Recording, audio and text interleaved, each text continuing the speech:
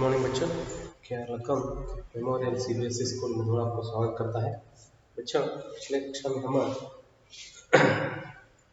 गणेश शंकर विद्यार्थी द्वारा लिखित धर्म के आड़ इस पद पर इस पाठ पर हम चर्चा कर रहे थे बच्चों। ठीक है, तो उस पाठ से लेखक जी इस धरती पर धर्म के बहाना या वेश पहनकर लोग जिस तरह दूसरे लोगों को या गरीब लोगों को धोखा देते हैं और उन लोगों से उन्होंने जिस तरह फायदा उठाते हैं, यह सब हम चर्चा करते हुए बच्चों पिछले कक्षा में वह पाठ समाप्त किए थे। ठीक है, तो आज उस पाठ में प्रश्नोत्तर चर्चा करने का यह भाग बाकी है। ठीक है, आज इस कक्षा में हम क्या करेंगे, पाठ के पीछे जो प्रश्न है उन प्रश्नों का चर्चा करेंगे बच्चों। आइए, इसमें 3 भाग है, मौखिक, लिखित, ठीक है, और भाषा अध्ययन। तो ग्रामर पार्ट है, ये सभी प्रश्नों के उत्तर चर्चा करेंगे बच्चों। ये तो क्या है, मौखिक। ठीक है, पहला भाग उसमें निम्नलिखित प्रश्नों के उत्तर एक दो पंक्तियों में दीजिए। आज धर्म के नाम पर क्या क्या हो रहा है, पहला। दूसरा, धर्म के व्यापार को रोकने के लिए क्या उद्योग होने चाहिए।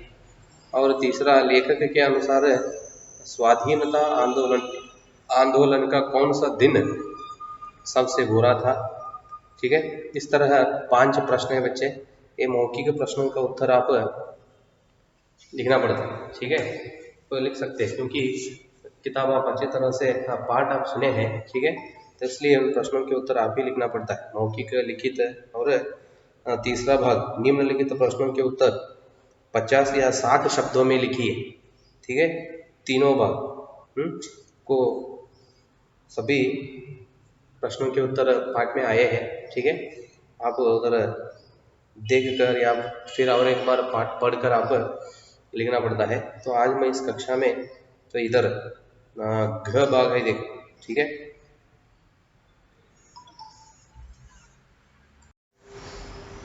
तीनों भाग पर मतलब निम्नलिखित प्रश्नों के मतलब मौखिक भाग, लिखित भाग और 50 या 60 शब्दों में उत्तर लिखिए, क्या एक भाग है, उसमें भी 5 प्रश्न है बच्चों। ठीक है, इन तीनों भागों को आप ही लिखना है क्योंकि इन प्रश्नों का उत्तर आपको पाठ में आए हैं।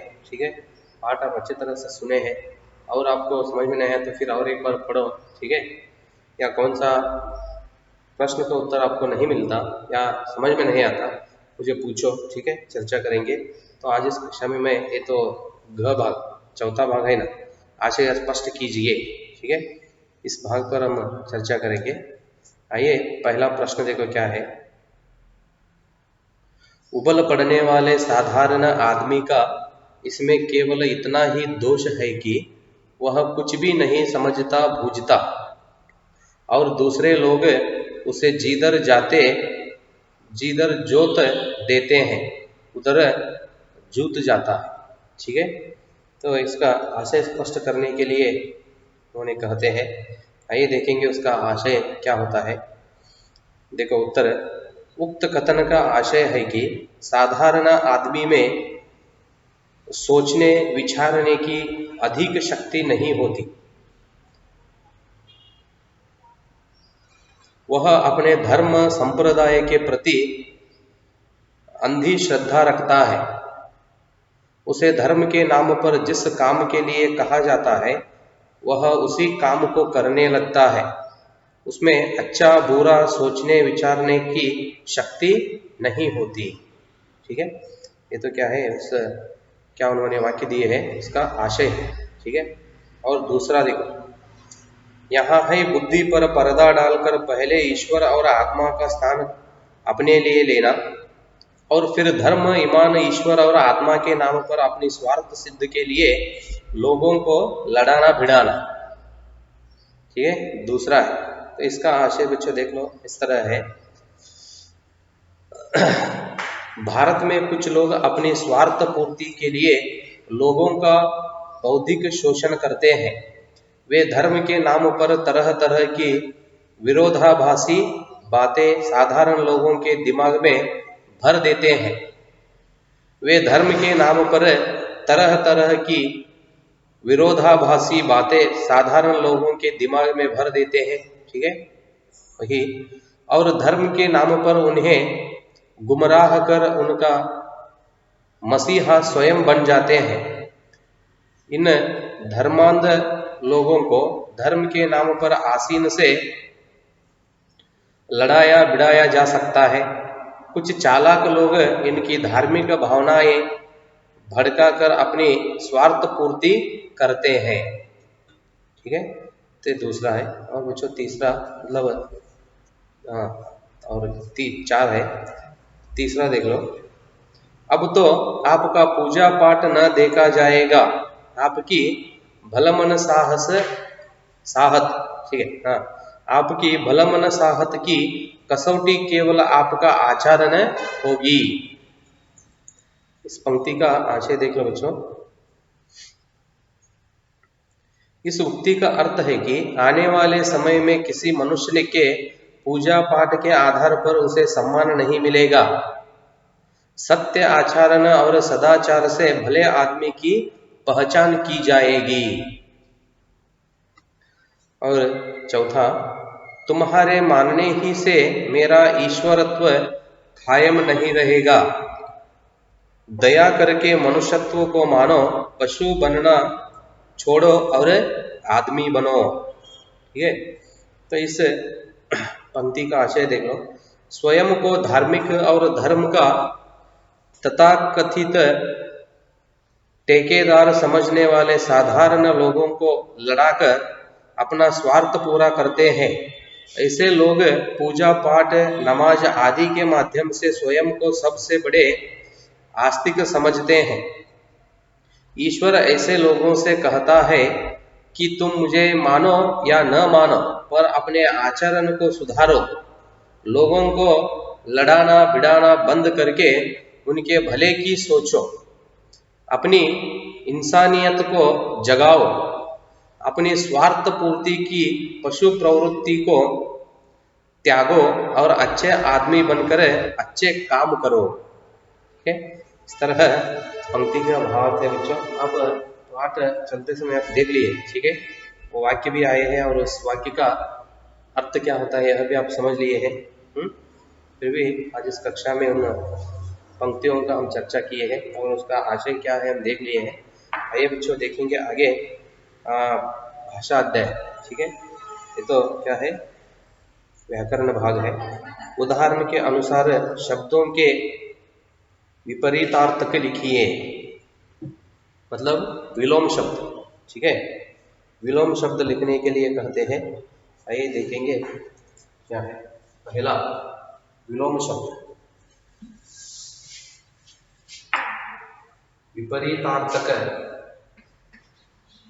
किस तरह शब्दों के अर्थ आते हैं। विपरीतार्थक, विपरीतार्थक शब्द लिखिए, मतलब विलोम शब्द लिखिए। एक उदाहरण दिए, सुगम, सुगम, दुर्गम। आगे क्या हम लिखेंगे, धर्म। सभी शब्द देख लो। पहला ईमान,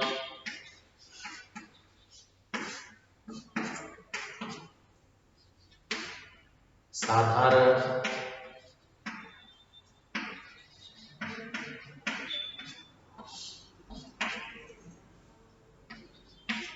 चौथा स्वार्थ, पांचवा दुरुपयोग,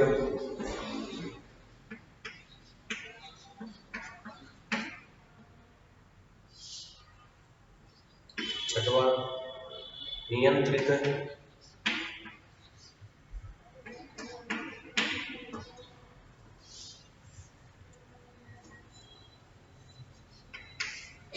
सातवां स्वाधीनता।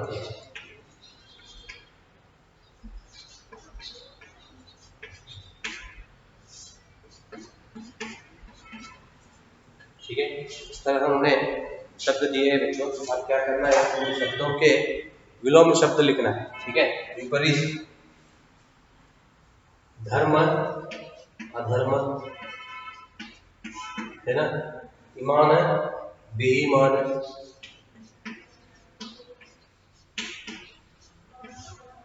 साधारण, असाधारण,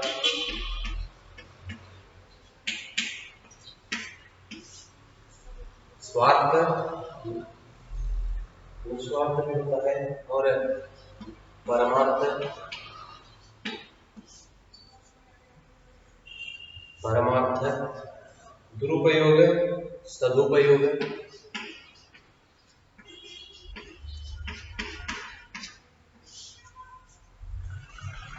नियंत्रित, अनियंत्रित,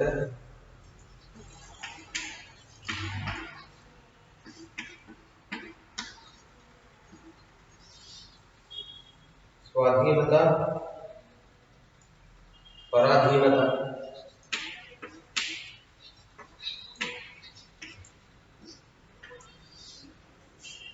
पराधीनता, स्वार्थ, परामर्थ या निस्वार्थ भी हो सकता है, निस्वार्थ। ठीक है,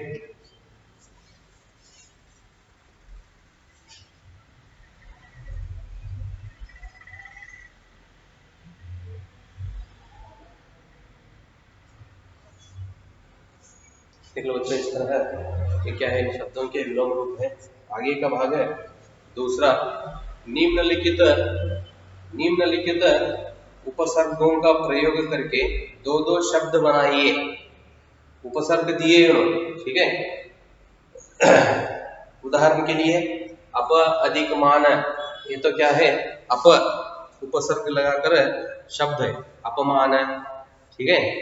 और उन्होंने दिए इधर ला, बिला, बे, बद, ना, खुश, हर, गैर, इस तरह उपसर्ग दिए हैं। इन उपसर्गों की सहायता से हम क्या करना है?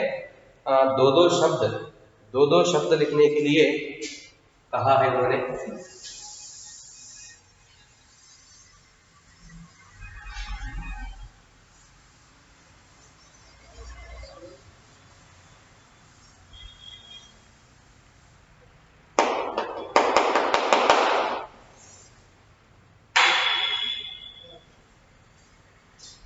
दूसरा भाग है,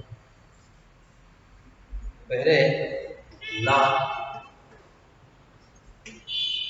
नेक्स्ट बिला,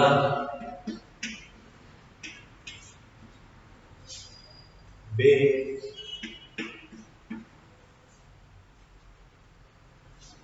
पद, ना, खुश,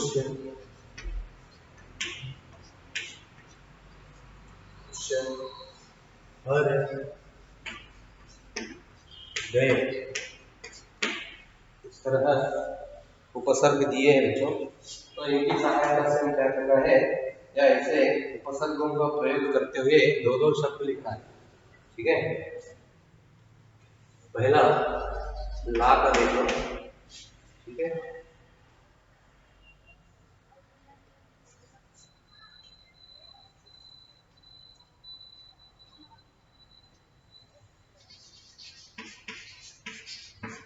लापता और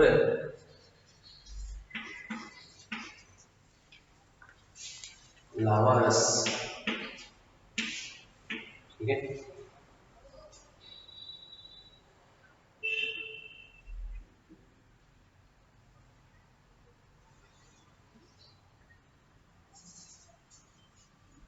दूसरा बिला, बिला इसका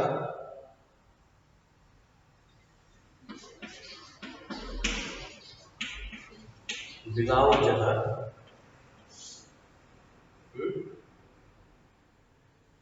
बिलानागा,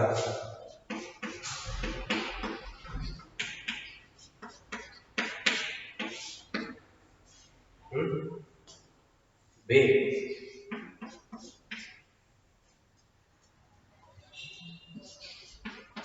बेवफा, ठीक है। बेरहम,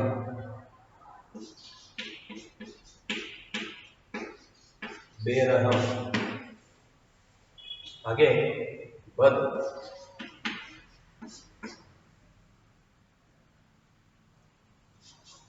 बदनसीब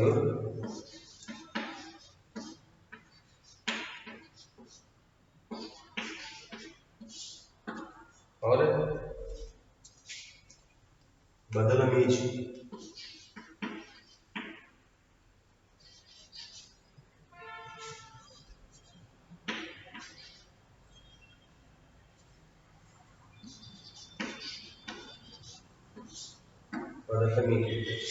नेक्स्ट ना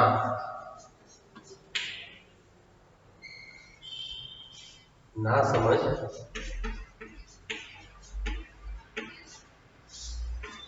और नालायक।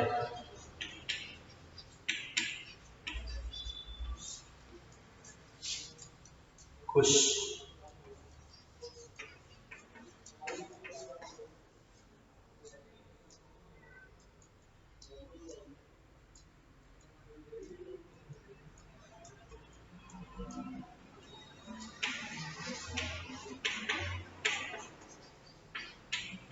खुशकिस्मत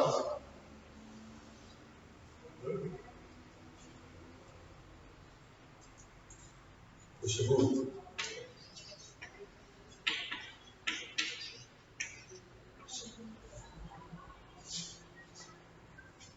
नेक्स्ट है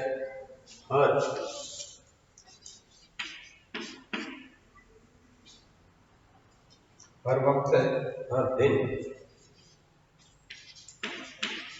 हर समय और हर दिन। नेक्स्ट गैर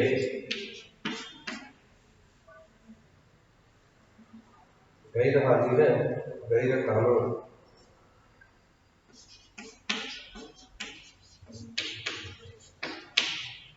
गैर हाजिर गैर कानून। इस तरह ये तो क्या है, उपसर्गों की दिए हुए उपसर्गों की प्रयोग करते हुए दो दो शब्द, ठीक है, इस तरह है, देख लो। और आगे का भाग कौन सा है, उदाहरण के अनुसार त्व प्रत्यय लगाकर 5 शब्द बनाइए। त्व उन्होंने एक उदाहरण भी दिए, देव अधिक त्व देवत्व, मनुष्य अधिकता मनुष्यता, ठीक है, सॉरी मनुष्य अधिक त्व मनुष्यत्व। इस तरह त्व प्रत्यय लगाकर क्या करना है, 5 शब्द बनाना है।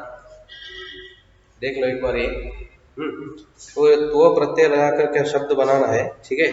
तो ऐसा ही मैं इधर आपको चर्चा करता हूँ, बच्चे साथ है, आपके साथ आप सुनकर लिखो, नहीं तो आपके मन में अलग अलग शब्द हो तो आप भी लिख सकते हो, ठीक है। व्यक्ति अधिकत्व व्यक्तित्व, ठीक है, व्यक्ति अधिकत्व व्यक्तित्व, अपना अधिकत्व अपनत्व, ठीक है। आगे मनुष्य अधिकत्व मनुष्यत्व, 3 मैं कहा हूँ और 2 आप लिखो, ठीक है। आगे का भाग निम्नलिखित उदाहरणों को पढ़कर पाठ में आए संयुक्त शब्दों को छांट कर लिखिए, ठीक है। उदाहरण दिए उन्होंने उधर, कौन सा, चलते पुरजे। इस तरह क्या संयुक्त शब्दों को छांट कर लिखिए, संयुक्त शब्द, ठीक है। उदाहरण के लिए एक 2 मैं कहता हूँ, ठीक है, कुल मिलाकर एक 5-6 लिखो, उसमें एक 2 मैं कहता हूँ, बाकी आप लिखो, ठीक है। पूजा पाठ है, ठीक है, आए उसमें पूजा पाठ है और इन्हें गिने, पूजा पाठ है और इन्हें गिने, ये 2 मैं कहा हूँ, आप क्या करो, और एक 3-4 आप लिखो। आगे 5वां भाग, भी का प्रयोग करते हुए 5 वाक्य बनाइए। भी का प्रयोग, उन्होंने एक दिए उदाहरण, आज मुझे बाजार से होते हुए अस्पताल भी जाना पड़ा, ठीक है, इसमें कुछ कठिनाई नहीं है, आप लिख सकते हैं। एक मैं कहता हूँ, देखो, किसानों की समस्याएं अभी भी जो कि तो है, जो कि तो मतलब जिस तरह है, जिस तरह थे उसी तरह है, ठीक है। जो मतलब जिस तरह, यो मतलब उसी तरह। किसानों की समस्याएं ठीक है, अभी भी जिस तरह थे उसी तरह है, ठीक है। और एक सुमन के साथ काव्या भी आएगी, सुमन के साथ काव्या भी आएगी। इस तरह दो वाक्य बी का प्रयोग करते हुए दो वाक्य मैं इधर कहा हूं बच्चों, ठीक है।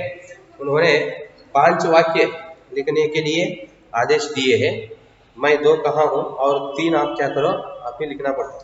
ठीक है बच्चों, यहाँ तक यहाँ एक पूरा पाठ मतलब धर्म की आड़ यह पाठ, और पाठ के पीछे क्या प्रश्न अभ्यास है, अभ्यास में आए हुए प्रश्न और व्याकरण भाग, तो पूरा हम चर्चा करते हुए इस कक्षा में यह पाठ समाप्त हुआ है बच्चों।